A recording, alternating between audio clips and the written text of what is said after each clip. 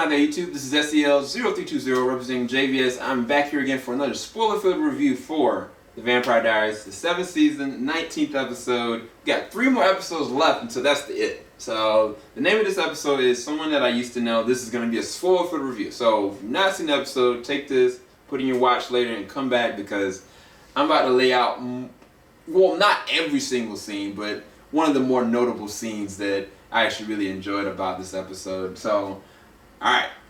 So, one of the biggest things for me is the fact that the last episode left off with Bonnie seeing Damon, since 3 years, and just all this flush of emotion, the fact that she's dying. And then on top of that, she sees a man that she really needed in this desperate time, and he should have been there up until that moment, and she still really loves him, but he's just gone, and he's not back again. And it's like the gloves are off. Like, she's just done with him. I mean, she's going out of her way to do it, so it shows that she still really cares. She's not burnt the letter. But the thing about this episode is these flashbacks. I mean, I thought that, they've been, Enzo and her were in a relationship for a long period of time. You find out it wasn't until about a year before these events happened that they really started getting a relationship. I mean, it was really interesting things like Enzo doing all these different kind of obstacles of trying to keep Bonnie safe, putting her in this like cabin. I still feel really fishy about this whole entire thing, and I'm not sure where it all leads to, because come to find out that there's a person that's trapped in the vault that basically only the Bennett bloodline can only open it. And so I don't know, there's something else going on with that, especially with Bonnie's cousin getting killed because of it. But anyway, throughout the backstory, and you get to see everything that happens with their relationship, it's a really beautiful love story in a lot of different ways, which I didn't, I'm all pro Damon and Bonnie as far as relationally is concerned, but I can definitely understand, like, I mean, she needed somebody to keep her there and sustain her.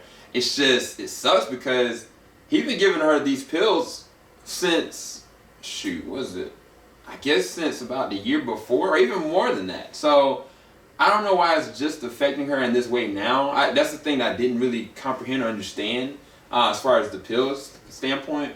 But it is a really interesting love story, and they interweave that with all these different things that are happening in the real time, which in the real time they had to connect with Rayna. Rayna was basically like, look, I'll try to help you. Or basically, Damon was the one that demanded this. And Damon, I loved him in this episode because every time that Bonnie or Enzo were relating or having a moment, he was just scowling and looking. And it's like, you know how Damon is. Normally, he'll be like, yeah, y'all get a room or whatever. It's like pure jealousy. And it's not just because, she's mad at him. I think it's a lot more than that. And I think it's all full centered into that letter.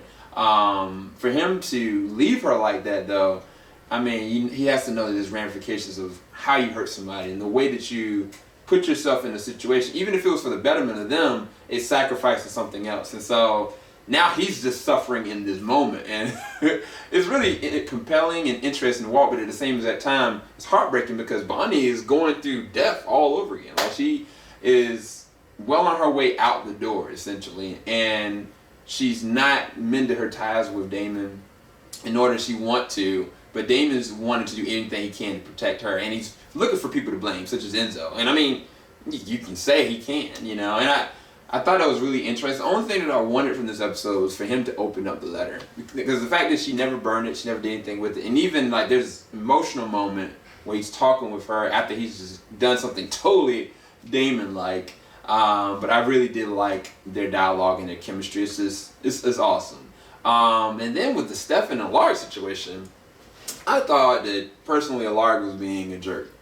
In the way that he kind of did Caroline in a lot of disregard. But in this episode, like, Stefan actually goes to Texas and actually confronts him and talks to him. Can I come in? I need to talk to you about my love for this woman. And it's like, it's been 3 years, you know what I'm saying? And at the end of the day, Rick acknowledged that I know that she doesn't necessarily love me, but we have a home, we have a family, and that's it. That's the reality of the situation, and she's not going to leave her children, and like, she can't be with you, basically.